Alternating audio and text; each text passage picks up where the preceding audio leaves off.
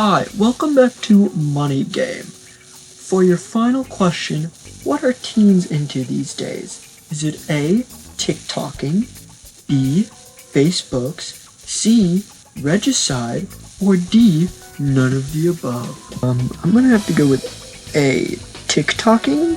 Ooh, the correct answer is actually B, none of the above, because kids nowadays are into salmon. Hey fellow teens, as you know, we all love salmon. I've been simping for salmon ever since I bumped into those little cuties in Lake Michigan. However, that's kind of whack if you're a salmon connoisseur like yours truly. You'd know that salmon spend most of their adult life in the ocean. Well, butter my buns until they're blue. We got a mystery on our hands. How'd the salmon get in the Great Lakes if they live in the ocean? Well, short answer, salmon cannon. You just got pranked. Oh yeah, look at you, oh my god. I can't believe you trusted me. Fool. Don't cry, I'm just Josh, pal. We play games around here. Like most things, the answer is complicated and involves humans dropping the ball. Well, actually mostly white people. To get the full picture, let's go back 400 years. Those are the good old days. Women couldn't vote, and you get to die when you were 30. Lake Michigan had no salmon in it. Perch, whitefish, lake trout, and tons of other species of fish called Lake Michigan their home.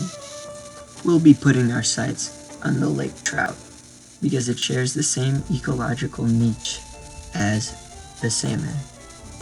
If you don't know what a niche is, I don't know, Google it. I'm not your teacher. The lake trout was doing pretty good until, knock knock, who's there? You guessed it, casserole baking, dick shaking, white people. As I can attest, white people bungle almost everything we touch. I'm even fucking up my own life. To condense the listening I did 8 months ago on a Kindle Fire I borrowed from the school library and retained using my goldfish memory. The two issues that led to the lake trout's fall from grace were overfishing and invasive species. The lake trout's numbers could survive the overfishing, but in combo with the invasive species, their numbers began to fall. The sea lamprey came into the Great Lakes when the white man connected the Great Lakes to the sea. Oh boy, this SOB can suck. Sorry boys, not like the good old common carp. The sea lamprey's teeth would shred your meat faster than a blind rabbi at a circumcision. To move past that nice visual, what does a lamprey actually do? The lamprey latches onto the lake trout and continues to feed on the trout's blood until the fish is too weak to survive. An adult lamprey can kill around 40 pounds of fish in its entire life. I'm not too scared though because I'm 130 pounds of a bitch.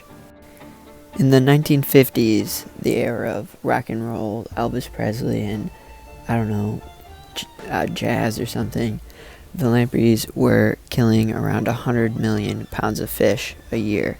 The lampreys killed off most of the predators in the Great Lakes, leaving room for another invasive species, the alewives, to pop the heck off. We've been waiting for you all summer and we're so glad you're finally here! One bad part about the alewives is they weren't really made for freshwater, so on occasion they just decide to die. Billions would die stinking up the beaches around the Great Lakes. The Great Lakes needed a hero. Vern Applegate was the man for the job.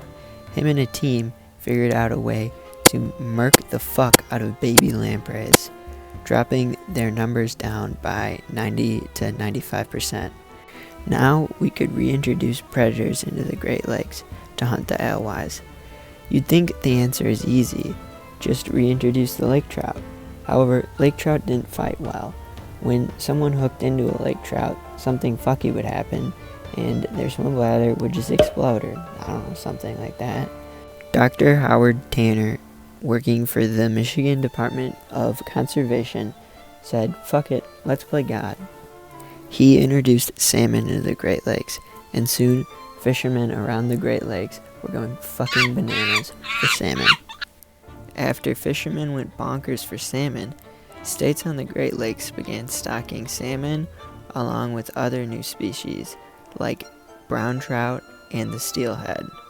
Although efforts are being successfully made to bring back the lake trout, the lakes will never be the same. It makes a little nature boy like myself, hashtag sad face emoji. To your standard functioning member of society, it don't really matter.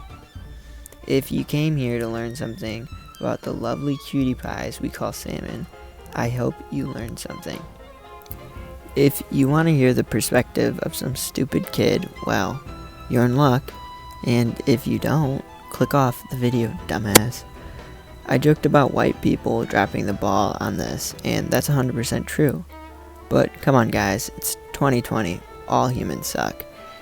We were all made in God's image to kill each other and everything He made. Humans have done amazing things, but we often destroy the world as we try to achieve our goals. We ignore the long-term effects for the short-term gain, and the real villain of this all is the fucking lamprey. Holy shit, they are so fucked. Like, you know a fucking eel is more closely related to humans and lampreys? Like, what the fuck? I mean, just all my homies hate lampreys. If I ever see a fucking lamprey on the street, it's on sight. If you only take one thing from this video, I want you to stomp the lights out of any lamprey you see. I know you guys come across a lot of lampreys, so this won't be too hard. And if you only take two things from this video, humans need to take into consideration the natural world before we pursue our goals, because nature is an invaluable resource that we cannot replace. And if you take three things from this video, you probably shouldn't, but if I were to guess what it was, it's probably that I hate myself and I like to fish. And honestly, that's pretty spot on. Bro, you smart. All my homies are smart.